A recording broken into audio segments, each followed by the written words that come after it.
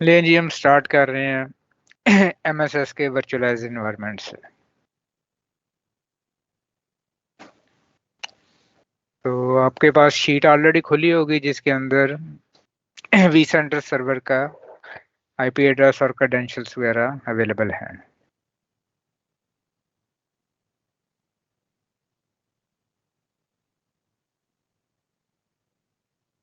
ठीक है,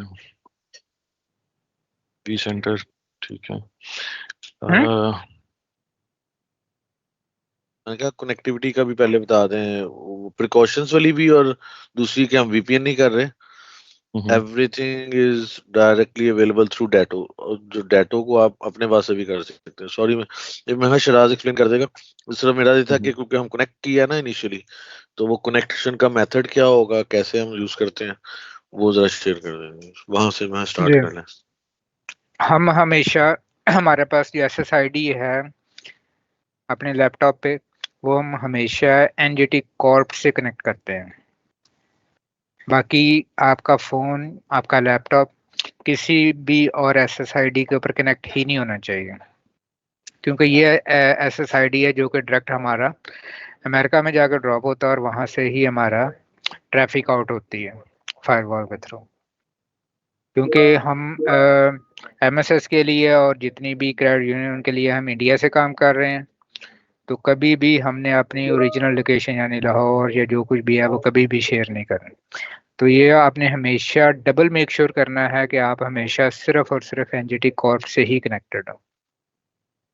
अगर आप घर से बैठ के काम कर रहे हैं या कहीं और रिमोट लोकेशन से, तो आपने पहले वीपीएन करना है। वीपीएन के क्रेडेंशियल ऑलरेडी आप लोगों के पास वही हैं जो यूजर आईडी आप यूज करते हैं लॉगिन होने के लिए, और आपके लैपटॉप के ऊपर वो इंस्टॉल भी है फोर्टीनेट क्लाइंट। तो जब आप कर लेंगे, वीपीएन कर लेंगे, तो वो वंस अगेन आपकी ट्रैफिक जो है वो उसी टनल के थ्रू ड्रॉप आउट होनी शुरू हो जाएगी। ठीक है, ठीक है। तो ये हम यूज करते हैं एमएसएस के सारे client, including MSS, UTF, grey lock या सीयूएनजे। ओके, तो उसके बाद आए थे हमारा जो वर्चुअल इंफ्रास्ट्रक्चर है। तो ये हमारा है vCenter सर्वर। एमएसएस के अंदर सिर्फ एक ही vCenter सर्वर चल रहा है और इनके करंटली 2 ESXi होस्ट डिप्लॉयड हैं। आपके पास जो आपके यूजर आईडी हैं, जो एडीएम यूजर आईडी हैं, वो उनके पास ऑलरेडी सेम एसएसओ कॉन्फ़िगर्ड है, यानी आप अपने एडीएम वाले यूजर क्रेडेंशियल यूज करते हुए लॉगिन हो सकते हैं। एमएसएस की जो डोमेन है वो mscuso.com है। ये लोअर लेवल पे भी यही है और एजोर या माइक्रोसॉफ्ट 365 में भी सेम यही है। तो आप यहाँ पे अपना यूजर नेम पासवर्ड यूज करते हुए लॉगिन हो सकते हैं। ये जिस आप यूजर नेम पासवर्ड से जा रहे हैं, ये डोमेन एडमिन है, राइट? ये डोमेन या एडमिन उसको कुछ डोमेन, और ये जो होस्ट है ये डोमेन ज्वाइंट है, इसलिए आप अपने उस वाले क्रेडेंशियल से जा रहे हैं, राइट? जी, एसएसओ कॉन्फ़िगर्ड है इसके ऊपर। डोमेन ज्वाइन नहीं है लेकिन एसएसओ एसएसओ कॉन्फ़िगर्ड। ठीक है, ठीक है, ठीक है। यार वो आपने क्या बताया था, हमारे पास एक vCenter और 2 ESXi होस्ट हैं इसके अंदर। तुम्हें कोई क्वेश्चन करने की यहाँ इजाजत नहीं, चुप करके सुनो बस। यार ये गलत बात है यार। यार यासिर भाई, मैं कंप्लेन करनी है ना याद हो यार। यानी एक बंदा पिछले 2.5-3 साल से सेकंड हैंड पीओसी है और उसको इंफ्रास्ट्रक्चर करने का था। यार मैं ना सिर्फ रिपोर्टा आगे भेजियां नहीं है, मैं पढ़ना नहीं है काशी। इसे करके तो बेइज्जती होंदी है। को बुला लेंदा कि आइए दसो एक्सप्लेन भी करो ना। अच्छा, एक vCenter सर्वर है हमारे पास, ठीक है, और ये हमारे 2 ESXi होस्ट हैं, MSSIO ESXi 01 और 02। ठीक है, अभी रिसेंटली उसने 2 सर्वर और बाय किए हैं जो कि उसने माउंट कर दिए हुए हैं, लेकिन वो कॉन्फ़िगर्ड नहीं है अभी, यानी ये कह लें कि वो अनयूज्ड कंडीशन में है। सून वो भी इसका पार्ट बन जाएंगे। अभी एमएसएस का जितना भी इन्वायरमेंट है वो ESXi 7.0.3 और vCenter 7.0.3 के ऊपर चल रहा है। यहाँ पे हम दे सकते हैं VMware ESXi 7.0.3 चल रहा है, और अगर मैं इसके ऊपर क्लिक करूं जो कि vCenter सर्वर है, तो यहाँ पे भी आप देख सकते हैं कि 7.0.3 के ऊपर चल रहा है। लाइसेंस पहले लाइसेंस्ड है। जितना भी MSS के अंदर सॉफ्टवेयर वगैरह चल रहे हैं, मेजर सॉफ्टवेयर लाइक विंडोज हो गया, VMware का इंफ्रास्ट्रक्चर हो गया, सारे का सारा लाइसेंस्ड है। ठीक है, कोई भी इससे बाहर नहीं है, अनलेस कोई ऐसा है फ्री सॉफ्टवेयर जो कि ओपन लाइसेंस के थ्रू आता है, अदरवाइज सारे के सारे हम बाय किए हुए हैं। और इसी तरह पहले इनका ये होता था कि जब दिल किया इसको पैच कर लेते थे, लेकिन अब रिसेंटली पॉलिसी इन्होंने बनाई है कि क्वार्टरली इसको इन्होंने पैच किया करना है। जस्ट लाइक क्वार्टरली हम रिपोर्ट प्रोड्यूस करते हैं जो सिक्योर वर्क्स की हैं या कासलगार्ड की हैं, इसी तरह जो VMware का इंफ्रास्ट्रक्चर है इसको क्वार्टरली उन्होंने पैच करना है, normally over the weekend, not during production hours और off hour, but during weekends.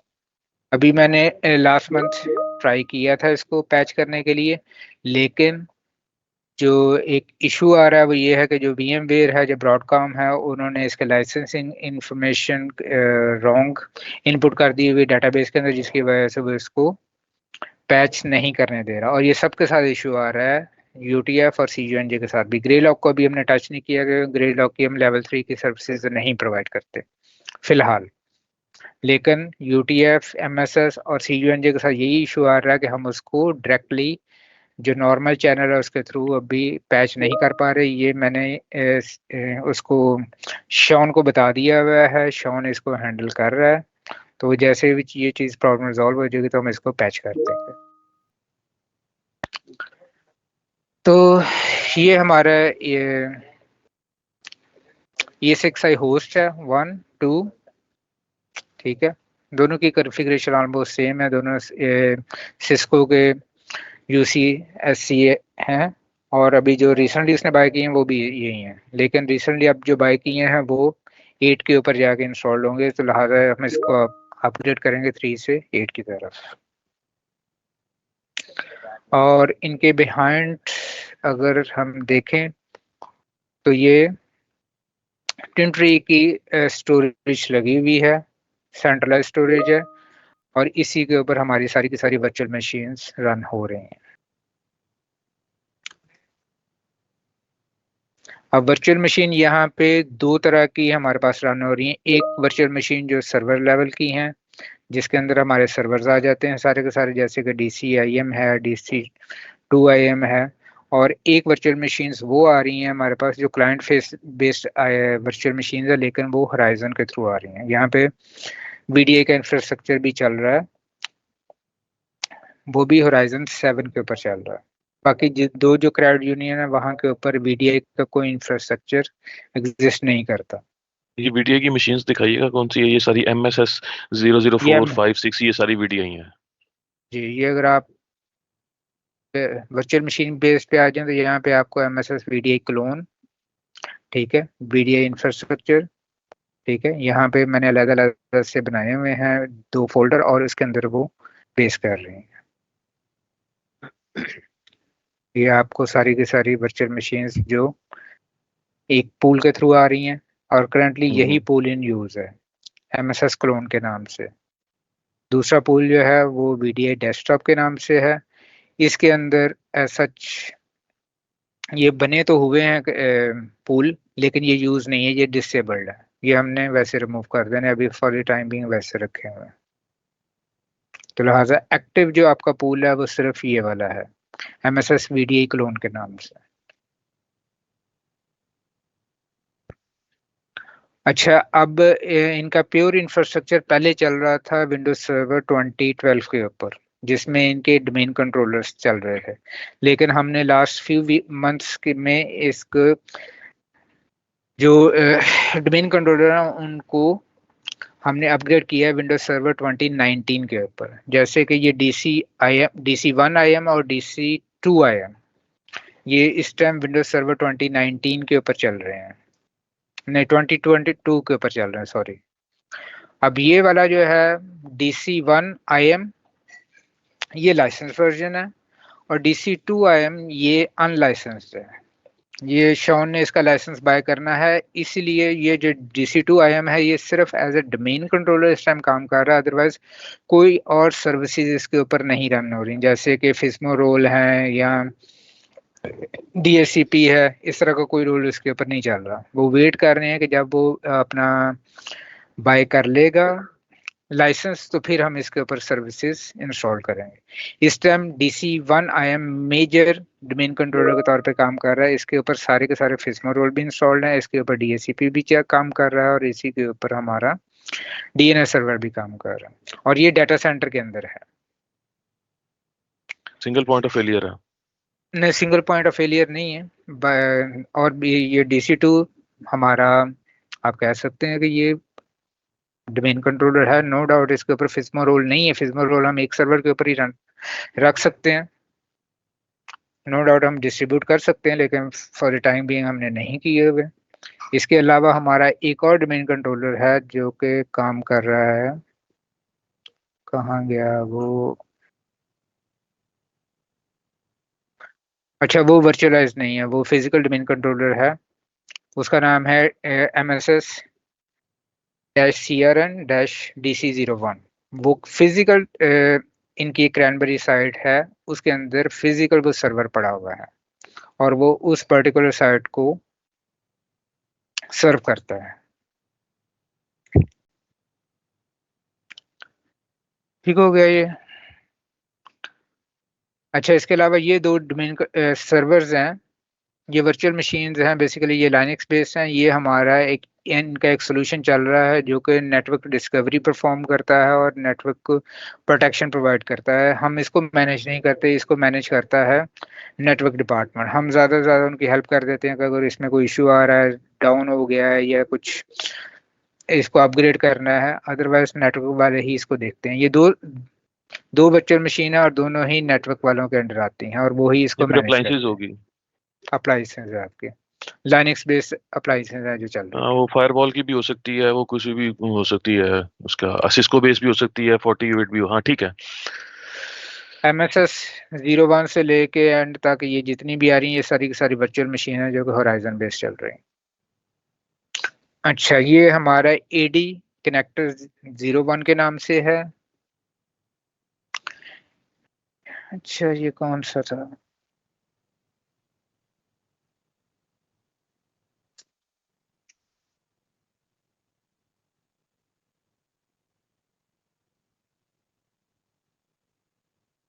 अच्छा ये बेसिकली एक सर्वर पहले इंस्टॉल था, ये अभी भी इन ऑपरेशन है, लेकिन ये यूज में इतना ज़्यादा नहीं है। इसके ऊपर विंडोज सर्वर 2019 इंस्टॉल्ड है जो कि अनलाइसेंस है, और इसके ऊपर पहले चलता था इनका एजोर AD कनेक्टर।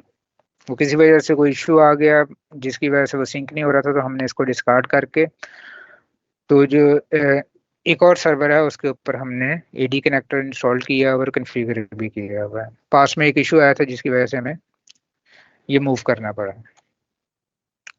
ये EDI एक और सर्वर है, इसके ऊपर होराइजन का कंपोजर सर्वर कंपोनेंट इंस्टॉल्ड है, और ये हमारा EDI कनेक्शन 01 ये भी होराइजन का मेजर मेन सोर्स है, मेन सर्वर है जिसके ऊपर connection server installed and configured है, और यहीं से हम होराइजन को कन्फिगर भी करते हैं और ट्रबल शूट भी करते हैं। ये वाला सर्वर रिटायर्ड है, शटडाउन कंडीशन में हम इसको कभी भी पावर ऑन नहीं करते।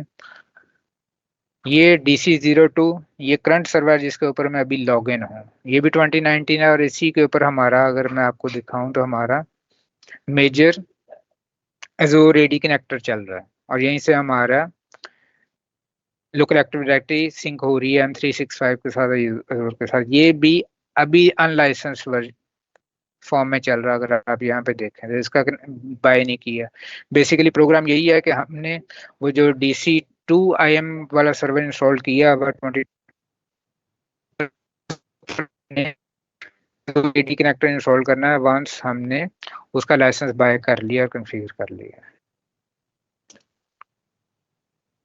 ये हमारा सर्वर है जिसके ऊपर फाइल सर्विसेज और प्रिंट सर्विसेज चल रही हैं, और ये भी विंडोज सर्वर 2012 के ऊपर चल रहा है अगर आप देखें तो एमएसएस के अंदर अभी तक काफ़ी सारे सर्वर हैं जो अभी भी 2012 के ऊपर चल रहे हैं। प्लान यही है कि स्लोली एंड स्टडीली हमने इन सबको माइग्रेट कर देना है विंडोज सर्वर 2022 के ऊपर। हम 19 के ऊपर नहीं जा रहे, 2022 के ऊपर जा रहे हैं। बिल्कुल ठीक है।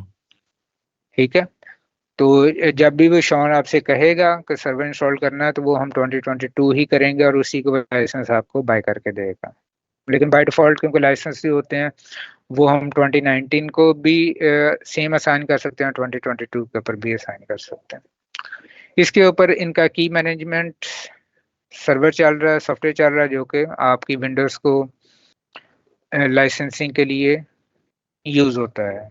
इसके अलावा और इसके ऊपर कोई मेजर सॉफ्टवेयर नहीं चल रहा, और जहाँ तक मेरा ख्याल है शायद इसके ऊपर डुओ प्रॉक्सी भी चल रहा है, लेकिन वो उस तरह यूज में नहीं है क्योंकि डुओ प्रॉक्सी वो किसी और तरीके से हैंडल हो रहा है।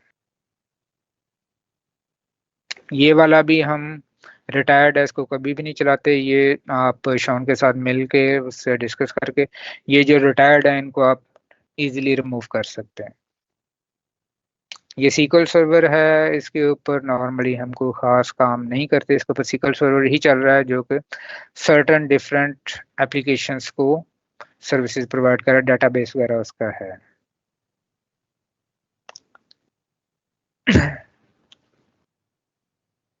ये वीआरटी का कोई आइडिया है आपको यस सर? क्योंकि मैंने तो कभी इसके ऊपर है सच। ये भी विंडोज सर्वर 2008 पे चल रहा है अगर आप देखें। हाँ वर्टिकल का सर्वर नहीं, ये इनका नहीं अभी खत्म हुआ, एमएसएस का ये फोन ये सिस्टम है वर्टिकल फोन सिस्टम है, ऑन प्रेमिस है, और ये एमएसएस जैसे बता रहे हैं एमएसएस के लिए चल रहा है। बाकी क्रेडिट यूनियंस जो है वो लिंक लाइफ पे शिफ्ट हो गए हुए हैं, दैट इज नहीं क्लाउड नहीं बेस्ड। यार, हाँ, एमएसएस भी लिंक लाइफ पे चली गई हुई है। तो एमएसएस तो बस ये नहीं फिर क्यों वर्टिकल कर अब रहा यूज है? कर रहा। पता नहीं क्योंकि हमें कभी बताया नहीं, तो ये सर्वर अभी तक पावर हाँ, डाउन है। ये मेरा ख्याल है ये लेकिन बाद में डाउन होगा, इसको शॉन से भी चेक करके तो डीकमीशनिंग की तरफ करना होगा इसको। और इसके साथ कोई एसोसिएटेड बैकअप भी सर्वर होगा पॉसिबली कोई ना। अच्छा, ये वेब सर्वर चल रहा है, ठीक है। इसके ऊपर वेब की सर्विसेज चल रही हैं, एक्टिव डायरेक्टरी फेडरेशन सर्विसेज से रिलेटेड, और ये भी 2012 पे चल रहा है। तो एमएसएस के इंफ्रास्ट्रक्चर में आपको बहुत ज़्यादा यूजेज मिलेगा 2012 का। इन्होंने अपना इंफ्रास्ट्रक्चर कभी भी अपग्रेड नहीं किया, लेकिन अब ये मेजर अपग्रेड की तरफ जा रहे हैं, सर्वर बाय कर लिए हैं। तो होपफुली या स्लोली एंड स्टडीली आप इनको डीकमीशन करते जाएंगे जैसे जैसे आप न्यू सर्वर ऐड करते जाएंगे। ये फाइनेंस का सर्वर कभी भी यूज नहीं है तो इसलिए ये रिटायर्ड है। ये एमएसएस जीएल सीएल इमेज, ये बेसिकली आपका गोल्डन इमेज है जो कि हम होराइजन के अंदर वीएम यूज बनाने करते की, हैं, अच्छा होराइजन के लिए, राइट। होराइजन के लिए, ठीक है। तो ये हमेशा अगर इसको अपग्रेड करना हो, आप सर्विसेज अपडेट करनी है, ये अभी विंडोज 10 पे चल रहा है। तो इन फ्यूचर आपने इसको विंडोज 11 की तरफ लेके जाना है वंस आपने न्यू सर्वर्स अप कर दिए और फिर विंडोज 11 के लाइसेंस वगैरह आपने बाय कर दिए। तो ये भी एक सर्वर है, ये 2019 पे चल रहा है। और आइडिया है आपको ये किस पर्पस के लिए यूज होता है? हेलो, नहीं, पहले में तो कोई एग्जिस्ट नहीं करता था, बहुत पहले। ये पहले का ही है, हमने तो कभी भी इसको नहीं किया। वर्जन क्या है इसका? 2019 है? 2019 है। नहीं, कोई हो सकता है एप्लीकेशन वगैरह कोई ऐसी चीज। तो ऐसी है क्योंकि आज तक कभी इसके ऊपर लॉगिन नहीं हुआ। अच्छा, ये मॉनिटरिंग के लिए सर्वर था, ये रिटायर हो गया। ये बेसिकली ओवक की ये वर्चुअल एम्प्लॉयंस थी जो कि नेटवर्क वाले यूज करते हैं, तो ये उन्होंने नहीं इंस्टॉल कर लिए, तो लिहाजा अब ये यूज में नहीं है। ये एक जो हमारी स्टोरी यूज हो रही है ट्रिनिटी की, उसके लिए है। तो इसका ये ग्लोबल सेंटर है, सॉफ्टवेयर वगैरह यहाँ से हैंडल होता है। नॉर्मली हम उसको वेब इंटरफेस के थ्रू ही एक्सेस कर लेते हैं, तो शाज़नादर ही होता है कि हम इसके ऊपर लॉग इन हो। सही। ये यूएजी अप्लायंस है हमारी, जो VMware Horizon के लिए यूज होती है। हमारे MSS के एक ऑफशोर कंपनी है WNS के नाम से, जो कि इंडिया में बैठती है, और वहां से वो यूजर VDI का इंफ्रास्ट्रक्चर एक्सेस करते हैं। तो जब रिमोटली उन्हें एक्सेस करना होता है तो उनकी जितनी भी कॉल्स हैं या एक्सेस है वो यहाँ पे टर्मिनेट होता है, और यहाँ से फिर इंटरनली होराइजन उसको हैंडल करता है। Normally once in a while और ईयरली हम इसके ऊपर लॉगिन होते हैं, ज़्यादातर जब हमने सर्टिफिकेट वगैरह अपडेट करना होता है, या ट्रबल शूटिंग पर्पज़ के लिए भी समटाइम हमें लॉगिन होना पड़ता है। तो ये भी हमारी एक लाइनेक्स बेस ही अप्लायंस है, जो कि VMware की तरफ से हमें प्रोवाइडेड है। ये हमारा vCenter सर्वर है। ये हमारा Veeam सर्वर है, जिसके ऊपर Veeam का हमारा सॉफ्टवेयर चल रहा है। इसकी कॉन्फ़िगरेशन, इसके जो भी है, हम वो उसको डिटेल में बाद में देखेंगे, कैसे हमने बैकअप्स वगैरह कॉन्फ़िगर किए हुए हैं और क्या पेंडिंग है और क्या हमने करना है। ये कोई XDR इनका यूज होता है इंटरनली, एक एप्लीकेशन ही है, ठीक है। तो ये उसके एक वर्चुअल मशीन है। ये भी आप देख सकते हैं कि ये लाइनक्स बेस्ड ही है। तो हमने कभी भी आज तक इसको नहीं छेड़ा। नॉर्मली यही होता है कि लेट्स सपोज हमने अपडेट करना है या कोई सर्वर वगैरह शट डाउन करते हैं, तो तब हम इसको या तो मूव करते हैं या फिर हम इसको शट डाउन करते हैं। ये ना सिक्योरिटी के तौर पे इस्तेमाल होता है VDI के लिए, जो बाहर से स्कैन करता है, नॉट इनसाइड। सो जो हमारा वर्चुअल इंफ्रास्ट्रक्चर है फॉर VDI ओनली, उनकी जो मशीन्स हैं उनके अंदर हम सोफोस इंस्टॉल नहीं करते। तो बजाय इसके कि उस गेस्ट ऑपरेटिंग सिस्टम में सोफोस इंस्टॉल करें, वो हर एक पे डिप्लॉय और वो रजिस्टर होने में इशू करेगा, बिकॉज एवरी टाइम जो हमारे पास ओरिजिनल सेटअप था VDI का, मशीन जो थी वो जब भी शट डाउन होती थी वो रीसेट हो जाती थी अपने गोल्डन इमेज के ऊपर, और जब भी पावर ऑन होगी तो उसी स्टेट में वापस आएगी। तो अगर यूजर ने कोई भी चेंजेस किए हैं मशीन में और उसके बाद वो लॉग आउट करके लॉग इन करेगा तो वो दोबारा पुरानी स्टेट पे होगा। तो वहां पे हम सोफोज नहीं वहां से इंस्टॉल करते थे। तो ये अप्लायंस जो है, ये उस VDI इंफ्रास्ट्रक्चर की जो वर्चुअल मशीन्स हैं, ये उनको बाहर से रख के स्कैन करने की कैपेबिलिटी रखती है। तो ये काइंड ऑफ उसके कलेक्टर के तौर पे भी काम करती है और फिर रिपोर्ट बैक करती है अगर कोई इशू हो तो सोफोस के सेंट्रल पोर्टल को।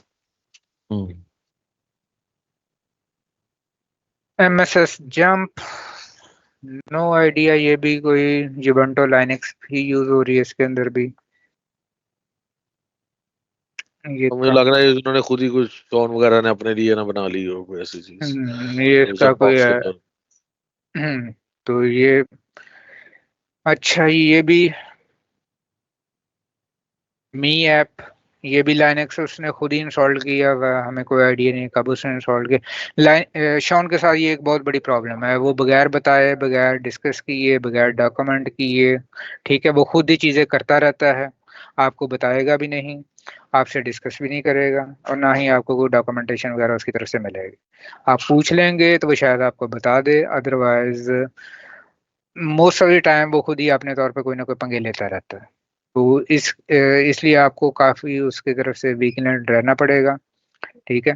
आपको कोई चीज एनकाउंटर होती है, जैसे कि अब ये चीज वाली 2-3 सर्वर्स हैं, तो हमें कोई आइडिया नहीं है कब उसने इंस्टॉल किए कब नहीं, क्योंकि ये लाइनक्स बेस्ड सर्वर है, ना ही कभी हमने इसको यूज किया, ना ही कभी लॉगिन हुआ, तो इसलिए हमें कोई आइडिया नहीं। ये पुराना इमेज है जो कि हम होराइजन के लिए यूज करते थे। ये मेरे को 2 हफ्ते पहले मैंने अपडेट किया था। अब हम इसको हमने डिस्कार्ड कर दिया है, इसको यूज नहीं करते। यूज हम दूसरे वाले को करते हैं जो मैंने पहले आपको बताया था।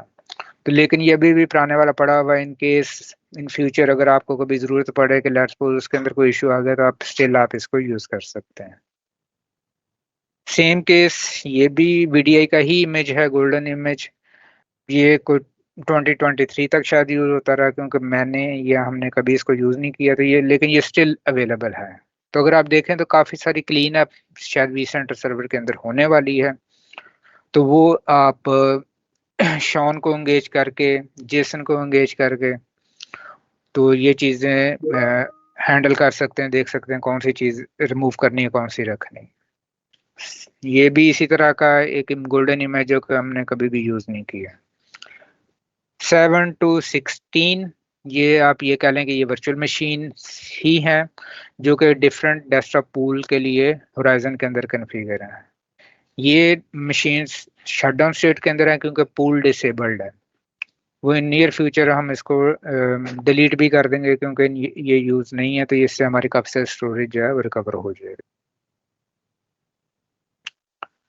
अब आ जाते हैं ये सोफस की दो वर्चुअल एम्प्लॉयज। एक तो सोफस की वो इंटीग्रेशन वगैरह के लिए और मॉनिटरिंग वगैरह के लिए। इनको भी हम नॉर्मली इसके ऊपर लॉगिन वगैरह नहीं होते, मोस्टली यही होता है कि अपग्रेड के प्रोसेस वेब वगैरह इंटरफेस हो बनाने हैं। गया अब, हाँ ऐसे ही है। यार ठीक है, ये वाली वो है जो कि मैंने पहले एक्सप्लेन की है, तो XDR कलेक्टर जो है ना, चांसेस आर कि वो फिर उसका होगा, क्या कहते हैं, हमारा ओविक सिक्योर का वर्क्स जो है। नहीं वो टेजियस का हो। हाँ, वो XDR कलेक्टर जो है ना, ऊपर वाला जो है, हाँ जी XDR COL1, वो टेजियस का कलेक्टर आगे देता है। ये जो दो सोफोस की अप्लायंसेस हैं 1 और 2, ये वो हैं जो कि VDA की गेस्ट OSs को बाहर से स्कैन करती हैं। और लास्ट वन ये विंडोज 10 की एक वर्चुअल मशीन है, ये हमेशा शटडाउन फॉर्म में ही रहती है। हमने ना कभी इसको ऑन किया ना कभी रिमूव किया। ठीक है, तो बाकी ये वर्चुअल मशीन्स इधर से भी आपको नजर आ जाएंगी। ये एक मैंने ही क्रिएट किया हुआ है, ये टेम्पलेट है। ठीक है, ये विंडोज 10 बेस ही है, तो अगर आपने मास स्केल पे डिप्लॉयमेंट वगैरह करनी है विंडोज 10 की, तो आप इस टेम्पलेट को यूज कर सकते हैं। और ये विंडोज सर्वर 2019 का टेम्पलेट है। अगर टेम्पलेट आपने है। इसका टेम्पलेट है, हमारे पास कोई गोल्डन इमेज नहीं पड़ा हुआ 2019 का या 2022 का, जिसके अंदर पैचेस भी हों, फुली इमेज हो, और अगर हमें कोई इन फ्यूचर कोई VM बनानी पड़ जाती है तो हम इसको क्लोन कर लें, मतलब कि 2019। जो टेम्पलेट होता है उसको वो गोल्डन आई इमेज ही नो होता है। सर, ठीक सर है, सुन मैं लेना, एज ए VM की बात जी सर, सुन ओके लिया ओके करो। ओके, हाँ। Alright sir, alright. जो टेम्पलेट है, template is all, it means कि आपके लिए ये गोल्डन इमेज ही है। गोल्डन इमेज ठीक आप है, जब VDI आपने यूज करनी है तो आप उस सेम चीज को आप गोल्डन इमेज कह रहे हैं। और अगर आपने वर्चुअल मशीन मास स्केल के ऊपर डिप्लॉय करनी है तो आप उसको टेम्पलेट कह सकते हैं इसको। ठीक है, जब मैंने बनाया था तो ये उस टाइम पे फुली अपडेटेड, इसके अंदर सॉफ्टवेयर भी अपडेटेड थे, इसकी जो सिक्योरिटी पैचेस वो भी अपडेटेड थे। ठीक है, अब आप पे है, आप इसको ऑन करें, आप इसके अंदर जो फर्दर अपडेट करनी है करके उसको दोबारा से टेम्पलेट में कन्वर्ट कर सकते हैं। Great sir, great great great. ये वही हमारा टेंट्री की स्टोरेज है, इसके ऊपर एक ही वॉल्यूम बना हुआ है। पहले तो इसके अंदर स्टोरेज काफ़ी थोड़ी थी, लेकिन अभी रिसेंटली उसने 10 मजीद हार्ड डिस्कें लगा के तो काफ़ी सारी स्टोरेज इंक्रीज कर दी है। राइट नाउ मेरा ख्याल है कोई 8 से 10 टेराबाइट की एडिशनल स्पेस अवेलेबल है हमारे पास यहाँ पे।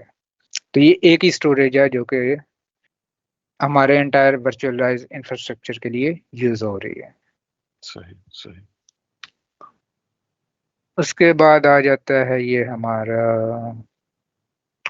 नेटवर्क।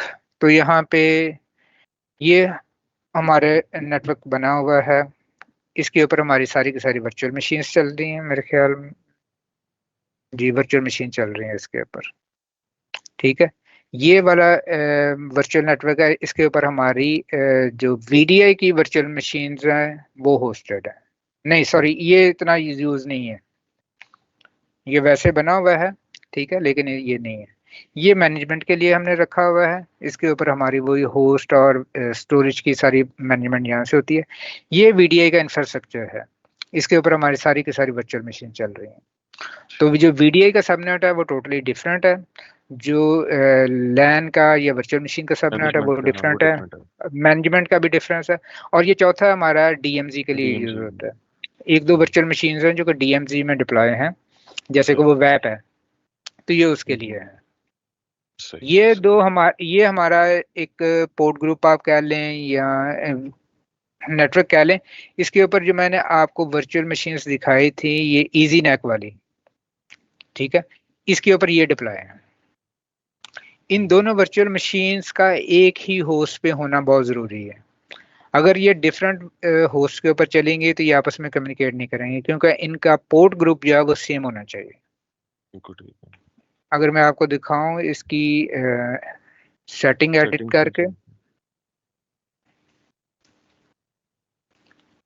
तो ये देखें आपको बहुत सारे नेटवर्क अडाप्टर नजर आएंगे। तो पहला नेटवर्क अडाप्टर ये आपका वर्चुअल मशीन के साथ कनेक्टेड है, दूसरा ये इजी नेक के लिए जो हमने पोर्ट ग्रुप अलहदा से बनाया है वो उसके साथ कनेक्टेड है। ये दो फर्स्ट टू अडाप्टर जो हैं वो इस तरह कनेक्ट होंगे, और उसके बाद बाकी के जो हैं वो वर्चुअल मशीन खुद ही हैंडल कर लेती है।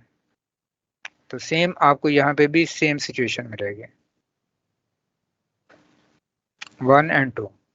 तो इसलिए ये आपको एक ही होस्ट के ऊपर रखने हैं। जब भी अगर आपको लेट्स सपोज आपकी कम्युनिकेशन नहीं हो रही या नेटवर्क वाले कहें, तो आप मेक श्योर करें कि ये दोनों वर्चुअल मशीन्स एक ही सर्वर के ऊपर, होस्ट के ऊपर हो।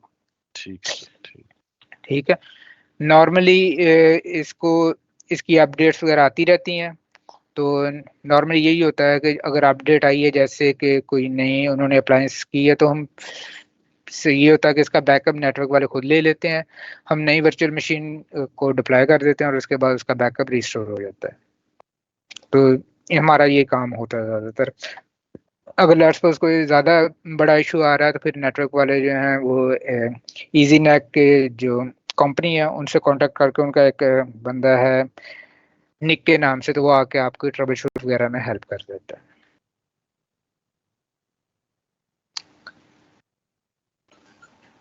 अच्छा, ये है हमारा इंटरफेस जो हम यूज करते हैं होराइजन के लिए। यहाँ पे अगर आप देखें तो आपको यूआरएल में नजर आ रहा है portal.msscuso.com। तो ये हमारा वो यूआरएल है जो कि एक्सटर्नली पब्लिश है, और इसी को यूज करते हुए WNS वाले इंडिया से बैठ के अपना ये पोर्टल एक्सेस करते हैं। और ये पोर्टल थ्रू वेब एक्सेसिबल नहीं है, ये हमेशा होराइजन का जो क्लाइंट है उसी के थ्रू एक्सेसिबल है। ठीक है। मैनी टाइम अगर लेट्स सपोज यूजर आपको कंप्लेन करता है कि वो एक्सेसिबल नहीं हो रहा, तो वही हम उससे ये पूछते हैं कि वो कैसे एक्सेस कर रहा है और होराइजन का कौन सा पर्टिकुलर क्लाइंट वो यूज कर रहा है। हमने उनको एक लिस्ट दी हुई कि ये वाला क्लाइंट होना चाहिए। तो ये भी सिंगल साइन ऑन के साथ इंटीग्रेटेड है, आप अपना यूजर अकाउंट यूज कर सकते हैं लॉगिन होने के लिए।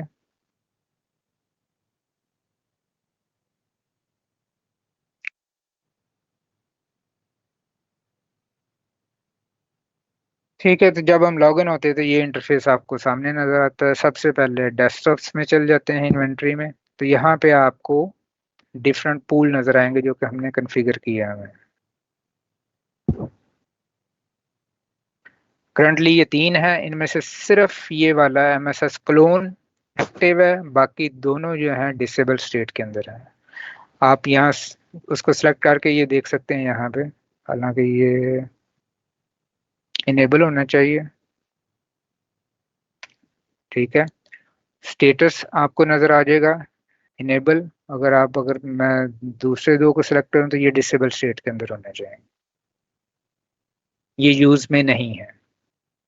अगर डिसेबल स्टेट में है तो ये एंड यूजर को नजर ही नहीं आएंगे, और इसकी वजह तरह हम अपनी कंफ्यूजन उनकी रिमूव कर देते हैं कि उनको जब नजर ही नहीं आ रहा तो वो लॉगिन एक के ऊपर होंगे। MSS क्लोन के ऊपर जब मैं क्लिक करता हूँ तो यहाँ से काफी सारी इंफॉर्मेशन आपको मिल जाती है।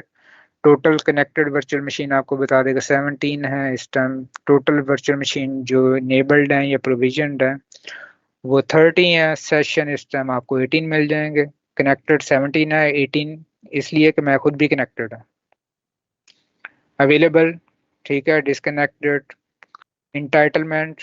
तो ये सारी चीज़ें आपको, अगर आप यहाँ पे भी देखें तो आपको वो दिखा देता है कि स्टोरेज कितनी अवेलेबल है, कैपेसिटी कितनी है, ठीक है, कौन से डाटा स्टोर से वो हो रहा है। और ये आपको गोल्डन इमेज जो वर्चुअल मशीन है उसका नाम मिल जाएगा। ठीक है। एक्टिव डायरेक्टरी के अंदर किस OU के अंदर ये पब्लिश हो रहे हैं। तो अगर मैं एक्टिव डायरेक्टरी ओपन करूं यहाँ पे, तो ये हमने एक OU बनाया हुआ है जो कि होराइजन के लिए स्पेसिफिक है। तो यहाँ के अंदर फर्दर जैसे कि MSS VDI क्लोन के अंदर ये सारी वर्चुअल मशीन आपको नजर आ जाएंगे।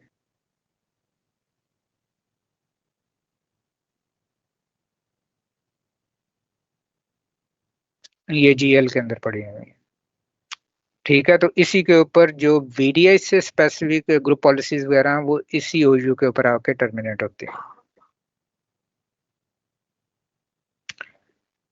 ठीक हो गया ये। यहाँ पे आप क्लिक करेंगे तो आपको यहाँ पे ये जितनी भी प्रोविजन वर्चुअल मशीन है वो सारी की सारी नजर आ जाएंगे। यहाँ अगर आप देखें तो टोटल वो 30 बता रहा है। ठीक है, मशीन इंस्टेंट ये भी यहाँ पे आपको दिखा रहा है। तो ये वर्चुअल मशीन आपको दिखा रहा है, यहाँ पे आपको दिखा रहा है कि कनेक्टेड यूजर कौन सा है और असाइंड यूजर कौन सा है। ठीक है, ये बेसिकली डेडिकेटेड पूल है जिसके अंदर हमने dedicated virtual machine dedicated user को असाइन किया है। तो जब भी यूजर लॉगिन होगा वो अपनी पर्टिकुलर डेडिकेटेड वर्चुअल मशीन के ऊपर ही लॉगिन होगा। यहाँ पे आ जाए तो वो आपको सब दिखा रहा है कि इस टाइम कौन कौन सा यूजर लॉग्ड इन है। इंटाइटलमेंट के ऊपर हमने डिफरेंट ये ग्रुप सॉरी एक्टिव डायरेक्टरी के थ्रू यूजर आ रहे हैं। तो ये वो यूजर हैं जिनको हमने इंटाइटलमेंट की हुई है कि वो इस पर्टिकुलर VDI पूल को यूज कर सकते हैं। तो ये मेजर है MSS VDI। ठीक है, ACS यूज में नहीं है। ठीक है, लेकिन फिर भी हमने इसको असाइन किया, ये इन पास था तो ये यूज में नहीं है। अगर आप देखें तो आपको सेशन में दो जगह पे सिर्फ नजर आ रहा है कि MSS VDI और WNS VDI। बाकी दो जो हैं तीन उसके ऊपर चेक मार्क नजर नहीं आ रहा है क्योंकि इनके सेशन है ही नहीं और ये एग्जिस्ट भी नहीं करते। ठीक है, और यहीं से आप फिर अगर आपने कोई बनाना है तो करते हैं। ठीक है, बाकी यहाँ से सर्वर वगैरह की सेटिंग है। ठीक है, नॉर्मली हम वंस इन ईयर जब हमारा वो सर्टिफिकेट एक्सपायर होता है तो हम उसको अपडेट करते हैं। सर्टिफिकेट अभी रिसेंटली मैंने किया है, तो अगर आप यहाँ पे देखें तो आपको नज़र आ जाएगा कि ये मैंने मंडे जून 2025 को इशू करवाया था और ये जुलाई 6 2026 तक वैलिड है, यानी अभी स्टिल यू हैव 1 ईयर। ठीक है, 1 साल बाद P1 खोलना। नहीं, उससे पहला भी खोल सकती है, ਤੁਹਾਡੇ ਤੇ डिपेंड करता है। या कल्याण ਨੂੰ कह देना कि जो मर्जी हो जाए P1 1 साल बाद ही खोलना। सही है। ठीक है, ये ग्रुप पॉलिसी है। यहाँ पे ग्रुप पॉलिसीज कन्फिगर्ड हैं। नॉर्मली हम अगर कोई नई ग्रुप पॉलिसी हमने या कोई नई पॉलिसी अप्लाई करनी है तो हम एक नई पॉलिसी बना के उसको अटैच कर देते हैं, या तो अगर डोमेन लेवल पे करनी है डोमेन लेवल पे कर देते हैं, अगर पर्टिकुलर OU पे करनी है तो वहां पे कर देते हैं। जैसे कि अभी रिसेंटली मैंने ये एक ग्रुप पॉलिसी डिप्लॉय की है जो कि पुश करती है Windows 11 upgrade for existing user for Windows 10। तो इस तरह हम करते हैं कि एक नई ग्रुप पॉलिसी बना के और उसके अंदर वो स्पेसिफिक हम नाम भी उसी को मीनिंगफुल दे देते हैं ताकि कोई भी इसको देखे तो उसको पता चल जाए कि ये ग्रुप पॉलिसी का पर्पस क्या है। तो बजाय इसके कि हम डिफरेंट पॉलिसीज को एक ही के अंदर कंबाइन करें, हम अलग अलग रखते हैं। इस तरह ट्रबल शूटिंग में हमें आसानी रहती है। सेम केस अगर आप आ जाएं यहाँ पे तो आपको यहाँ पे भी नजर आ जाएगा। ये एक पर्टिकुलर OU है जिसके अंदर हमारे सारे के सारे यूजर करते हैं। क्रैनबेरी इनकी साइट है जिसके अंदर क्रैनबेरी इनके मेजर ऑफिस है ना, स्टाफ ऑफिस मेन ऑफिस है, या आप इसको हेड ऑफिस कह लें। ठीक है, तो यहाँ पे ये डिफरेंट OU बने हुए हैं, कंप्यूटर सर्वर एंड यूजर। फिर इसी तरह एडिसन है, एडिसन के अंदर भी आपको यही मिल जाएगा। कोई भी सिक्योरिटी ग्रुप वगैरह बनाते हैं तो यहाँ पे आपके आ जाते हैं। सर्विस अकाउंट ज़्यादातर नहीं बने हुए, ये सर्विस नाम सर्विस अकाउंट दिया हुआ है लेकिन ये एक्चुअल सर्विस अकाउंट है नहीं। ठीक है, इसी तरह प्रिंटर्स के लिए सिक्योरिटी ग्रुप वगैरह बनाए हुए तो ये यहाँ पे आ जाएगा। नॉर्मली हम ये जो ट्रेडिशनल यूजर ग्रुप है इसको हम यूज नहीं करते। और क्या है? आज के लिए MSS ठीक है, इसको मैं एक दफा देखूंगा, आपसे मजीद को क्लेरिफाई करूंगा, फिर फाइनल नेक्स्ट जो है ना। फाइनल चीज रह गई है वो, जी जी बताइए प्लीज। उसको देख लें, क्या नाम है, वीम को, क्योंकि उसके हम्म बाद फिर तो ये वीम सर्वर है हमारा।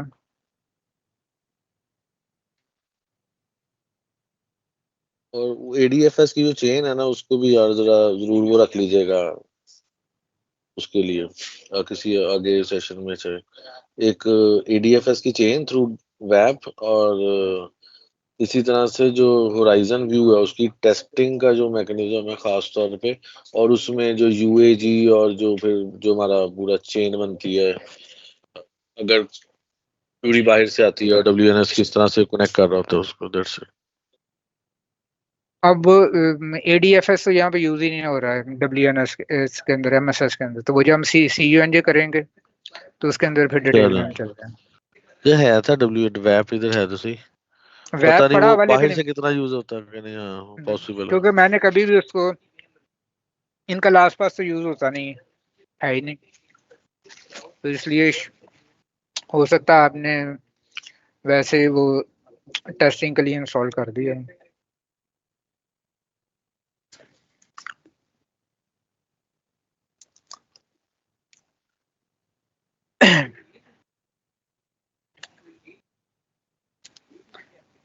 हार्दिक, कुछ सीखा कि नहीं सॉन्ग?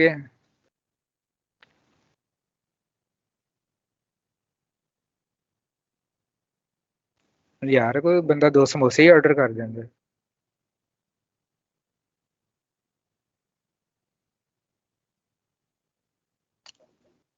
यासर भाई आपको भी चाहिए? आपने खुद ही ऑर्डर कर ही लिमिट 2 समोसों पे दिया, अनलेस कि आपने एक अपना एक मेरा ना मंगवाया हो। आपने तो ताज़ा ताज़ा परहेजी खाना खाना शुरू किया, तो मैंने कहा कि शायद आप। चलो ਹੁਣ ਆਪ ਜਾਣ ਲੱਗੇ ਨੇ ਤੇ ਬਾਕੀਆਂ ਦੇ ਪਰਹੇਜ਼ੀ ਖਾਨੇ ਤੇ ਨਜ਼ਰ ਹੈ। हाँ चलिए यार 4 समोसे ऑर्डर कर दो यार, ਤੁਹਾਡੀ ਸਸਤੇ ਜਾਨ ਛੁੱਟ ਜਾਣੀ ਹੈ। ਕਰਨੇ करने या नहीं करो, नहीं तो अगला सेशन नहीं होना। यार ये मैं बात करना चाहूंगा मोहतरम यासिर साहब से कि यार तुझे कैल नहीं है 1 बजे की कॉल पे, कैल ਨੂੰ ਪਿੱਛੋਂ ईमेल भेज ਦਿਓ कि वो समोसों की डिमांड आ रही है, उसका क्या करना। ਸਮੋਸਿਆਂ ਦੀ ਨਹੀਂ, ਕਿ ਬੰਦਾ ਹੈਂਡਓਵਰ ਸਹੀ ਨਹੀਂ ਕਰ ਰਿਹਾ, ਤੁਸੀਂ ਸਮੋਸਿਆਂ ਦੇ ਫਸੇ ਹੋਏ ਆ। ठीक है करो ਯਾਰ, ਇਹਨਾਂ ਨੌਲੇਜ ਤੁਹਾਨੂੰ ਮੈਂ ਟ੍ਰਾਂਸਫਰ ਕਰਨੀ ਹੈ ਇਹਨਾਂ ਡਿਟੇਲ ਦੇ ਵਿੱਚ, ਠੀਕ ਹੈ। ਮੈਨੂੰ ਤੇ ਇਹ ਵੀ ਨਹੀਂ ਸੀ ਹੋਇਆ, ਮੈਨੂੰ ਤੇ ਕੀਬੋਰਡ ਮਾਊਸ ਦੇ ਕੇ ਕਹਿਤਾ ਹਲੇ ਫੜ ਆਪੇ ਕਰ ਰਹੀ ਹੋ ਕਰਨਾ। ਯਾਰ ਯਾਸਿਰ ਭਾਈ ਨੇ ਆਪ ਤੁਹਾਨੂੰ ਸਾਹਮਣੇ ਬੈਠੇ ਨੇ 2 ਸਾਲ ਮੈਂ ਸਾਹਮਣੇ ਬੈਠੇ ਨੇ, ਜਿਹੜਾ ਸਵਾਲ ਪੁੱਛੇ ਮੈਂ ਉਸ ਵੇਲੇ ਜਵਾਬ ਦਿਆਂ। ਤੁਹਾਨੂੰ ਸੀਨਾ ਬਸੀਨਾ ਇਲਮ ਹੋਣਾ ਚਾਹੀਦਾ। ਤੁਸੀਂ ਨਾ ਯਾਸਿਰ ਭਾਈ ਉਹ ਸੀਨਾ ਬਸੀਨਾ ਟ੍ਰਾਂਸਫਰ ਨਹੀਂ ਕੀਤਾ ਬਸ ਇਹਨਾਂ ਨੂੰ, ਮੈਨੂੰ ਹੀ ਟ੍ਰਾਂਸਫਰ ਕਰਨਾ। ਇਹਨਾਂ ਦੇ ਸੀਨੇ ਦੇ ਨਾਲ ਆਪਣਾ ਸੀਨਾ ਜੋੜ ਕੇ ਨਾ ਕਹੋ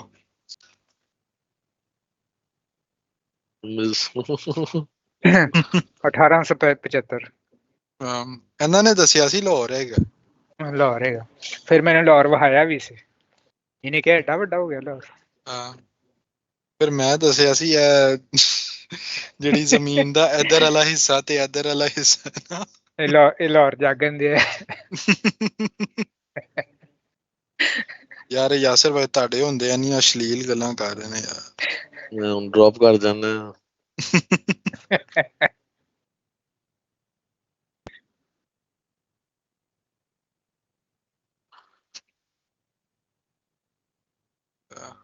ਕੁਰਸੀ ਤੇ ਬਹਿਣ ਵਾਲੇ ਵੀ ਤੇ ਉੱਠਣ ਵਾਲੇ ਵੀ। ਕੀ ਕਰਦੇ ਹੋ ਵੈਸੇ ਸ਼ਰਾਜ ਸਾਹਿਬ? ਔਗਨ ਹੋਏਗਾ ਤਾਂ ਫੇਰ ਹੀ ਹੈ ਨਾ, ਮੈਂ ਕੀ ਕਰਨਾ। ਇਹਨਾਂ ਤੁਸੀਂ ਸੁਸਤ ਰੱਖਿਆ ਹੋਇਆ, ਵੇਖਿਆ ਨਾ ਐਨ ਟਾਈਮ ਤੇ ਤੁਹਾਡਾ ਸੁਸਤ ਹੋ ਜਾਂਦਾ ਕੰਮ। ਕੁਝ ਚੀਜ਼ਾਂ ਦੇ ਵਿੱਚ ਸੁਸਤੀ ਅੱਛੀ ਹੁੰਦੀ ਹੈ। ਸੁਸਤੀ ਨਹੀਂ, ਟਾਈਮਿੰਗ ਦਾ ਮਸਲਾ ਹੁੰਦਾ। ਇਹਨੂੰ ਵੀ ਮਜੂਨ ਖਵਾ ਲਿਆ ਕੇ। ਯਾਰ ਉਹ ਯਾਸਰ ਭਾਈ ਤੁਸੀਂ ਉਹ ਕੀ ਨਾਂ ਹੈ ਮਜੂਨੇ ਖਾਸ ਦੀ ਐਡ ਵੇਖੀ ਹੈ? ਉਹ ਯਾਸਰ ਭਾਈ ਤੇ ਵੇਚਦੇ ਨੇ ਪਿੱਛੇ ਬਹਿ ਕੇ। वो कहते हैं कि ना उनका मोटो है कि हम आपसे पलंग तोड़ने की तो गारंटी नहीं देते लेकिन 3-4 घंटे आप ही निकल जाएंगे। मैं कहा ठीक है। सही है। कोई बुजुर्गों का एहतराम कर ले। अच्छा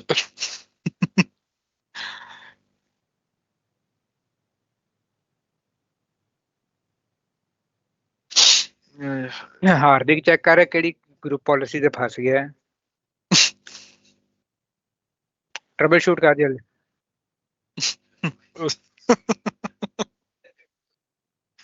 वो हार्दिक ने भी सेटिंग छेड़ी है ना, हो गया ठीक। हार्दिक दी अपनी सेटिंग खराब हुई है।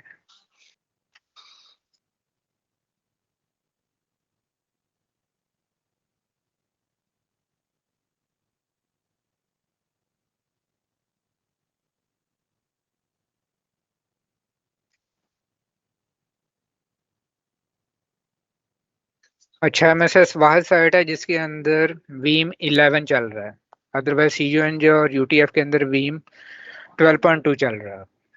वो यानी अपने आप को अपडेट रखते हैं।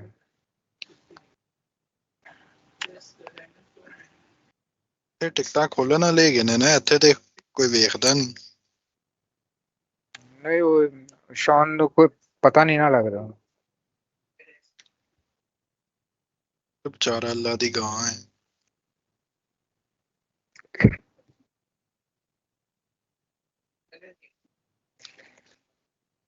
एस्टम केड़े चला देते ने इन्हें।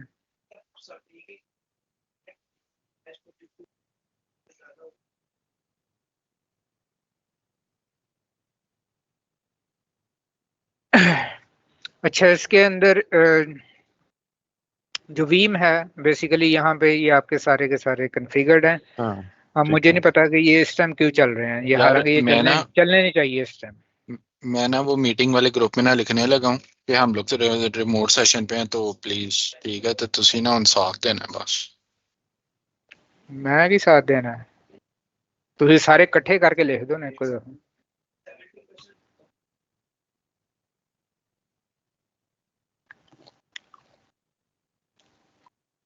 तो कैल के बगैर ही कंडक्ट हो रही है? नहीं कैल इधर ही है मेरे ख्याल में। वो कह रहा था अफ्रीका जा रहे हैं। 19 को जा रहा है। उन्हें अफ्रीका पता नहीं किस पर्पस वास्ते जा रहे हैं, हालांकि काले ने उथे भी लड़ सकते हैं।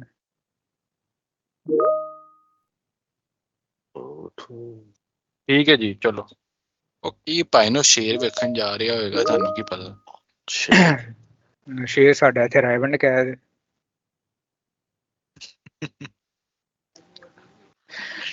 अच्छा ये यहाँ पे जो MSS के अंदर वीम है ये बड़ा प्रीटी स्ट्रेट फॉरवर्ड है।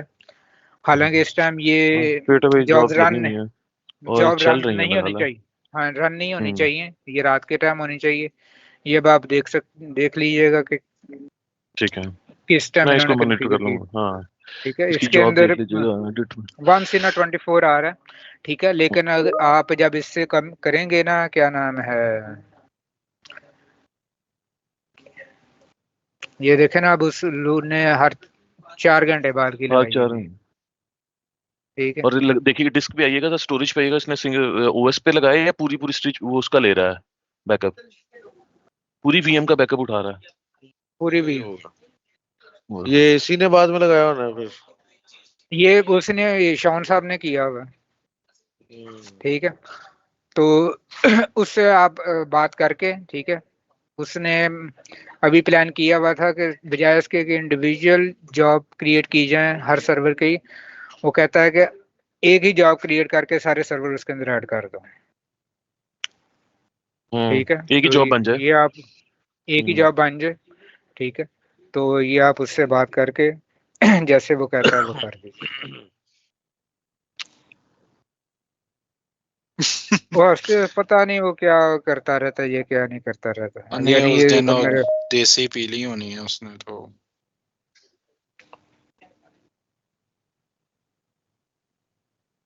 और देखे ना यहाँ पे अवीम को हर 12 घंटे बात करने की क्या जरूरत है, ये इसके ऊपर कोई चेंज।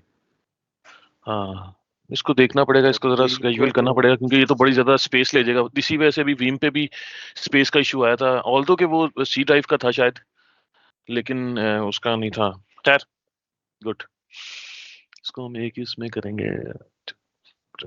ठीक है, तो ये एमएसएस का इंफ्रास्ट्रक्चर इतना कॉम्प्लिकेटेड नहीं है, ना ही इसके अंदर कोई इतनी सर्विसेज चल रही हैं, तो लिहाजा ये क्योंकि दो सिंपल है। एसएसआई सर्वर हैं, थोड़े से वो सर्वर्स हैं, और जस्ट अच्छा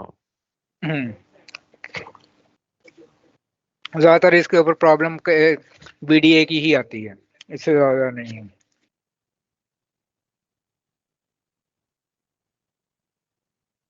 ठीक है जनाब, एनी क्वेश्चन?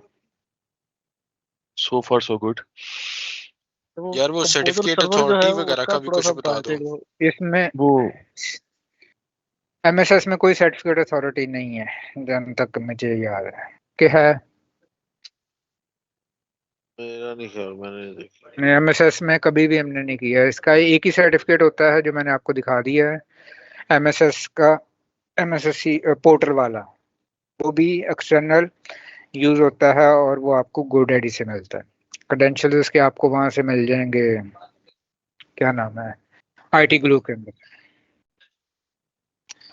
तो इसके अलावा इनकी सर्टिफिकेट अथॉरिटी नहीं है। सर्टिफिकेट अथॉरिटी यूज होती है यूटीएफ में और CJNJ में।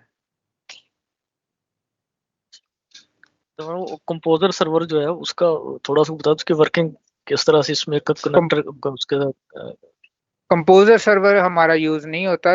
ये बेसिकली वर्जन 7 के अंदर दो डिफरेंट जो कंपोनेंट हैं, या आर्किटेक्चर लेवल है होराइजन का, उसमें एक कनेक्शन सर्वर है जो कि मेजर आपका आर्किटेक्चर लेवल है, जिसके ऊपर आप सारे वर्किंग कर रहे होते। कंपोजर बेसिकली एक उसका सब ये कंपोनेंट ना जरूर प्रोविजनिंग करता होता था, और ये सिर्फ स्पेसिफिक टाइप की प्रोविजनिंग करता है। वो क्या होती है यार, जो मशीन जो खत्म होती है उसको क्या बोलते हैं? Non persistent. हाँ, नॉन परसिस्टेंट जो होती थी ना, उसके लिए करता होता था। अब उसके लिए डिफरेंट कंपोनेंट यूज होता है, तो ये 8 में कंपोजर सर्वर एग्जिस्ट ही नहीं करता। दैट रोल इज ठीक हो नाउ गॉन। 8 के अंदर उन्होंने दोनों हाँ, कंबाइन कर दिए हैं एक ही सही सर्वर के exactly। आर्किटेक्चर के अंदर। तो आपका वो उसको कंपोजर भी आ वहाँ जाता है। को यानी उसको अलग से बोलते ही नहीं, कुछ भी अंदर भी कुछ नहीं कहते अब उसको सेपरेट। सही सही है, ठीक हो गया।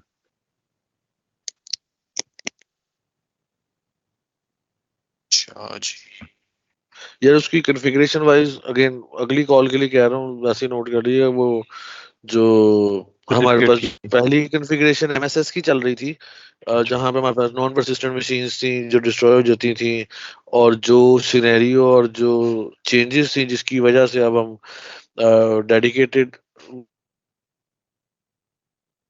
कॉन्फ़िगरेशन डिफरेंसेस और रीजन और वो सारा जरा ना, क्योंकि वो बिल्कुल फ्रेश है, तो वो जरा एक बार वो भी थोड़ा सा टाइम उसको सेट कर दीजिएगा।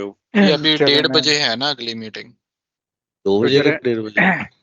समोसे खा 1:30 के है तो मैं समोसे खा के तो इंशाल्लाह फिर आपको ना ये एक शायद। Complete overview and go through creating a pool वो सारे का सारा दे दूंगा। जी, ठीक है सर, ओके जी, बहुत शुक्रिया। Thank you. समोसे ले आओ। जी जी, ये कंडीशनल है, यार यासिर ये भाई ऑफर, देख लो यार, ये तंग ऑफर करते पे ने। कंडीशन है। नहीं नहीं यार नहीं, रात ये ਨੂੰ 10 ਵਜੇ ਤੋਂ ਸਮੋਸੇ ਆਣੇ ਨੇ।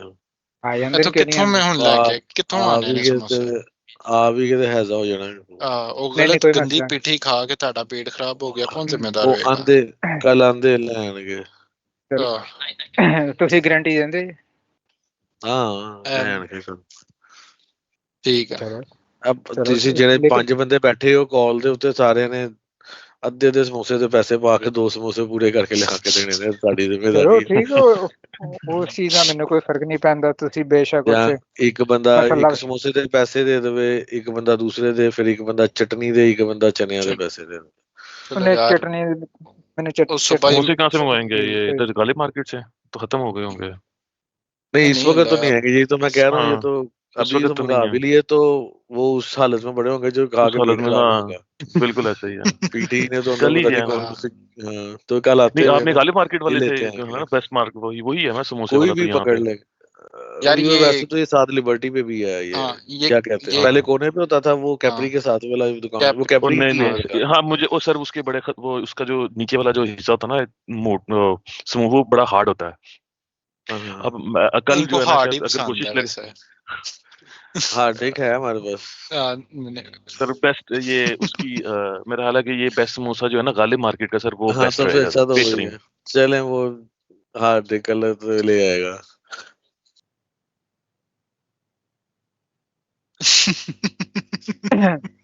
हार्दिक तो हने टिकट लेके आ जाना तो जी है। चलो जी जरा थोड़ी सी ब्रेक ओके ले लो जरा, ठीक, मिलते हैं ब्रेक के बाद। Okay thank you. चलो।